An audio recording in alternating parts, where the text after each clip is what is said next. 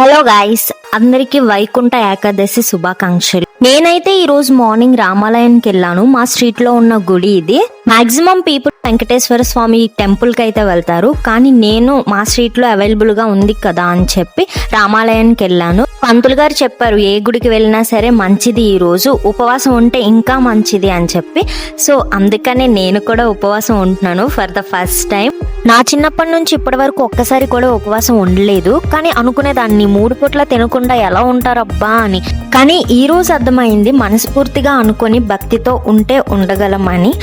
ఇంకా పూజ కంప్లీట్ చేసుకొని నేనైతే ఆఫీస్కి వెళ్ళిపోయాను. మరీ రోజంతా ఖాళీ కడుపుతో ఉండకూడదని చెప్పి ఆఫ్టర్నూన్ లంచ్ టైంలో బాదం మిల్క్ అయితే తెప్పించుకున్నాను. ఆ తర్వాత మా ఆఫీస్లో ఉన్న మౌనికక్క అయితే లంచ్కి వెళ్ళి నా కోసం కొబ్బరి బొండాలు తీసుకొచ్చింది. ఫైనల్ గా నా ఉపవాసం కంప్లీట్ అయిపోయింది. చూసారు కదా, నా వాయిస్ లో గ్రేస్ అస్సలు తగ్గలేదు. అయినా ఎందుకు తగ్గుతుందిలే, బాదం మిల్కులు కొబ్బరి బొండాలు అన్ని బాగా తాగావు కదా అనుకుంటారేమో. అదేం లేదు, భక్తితో ఉన్న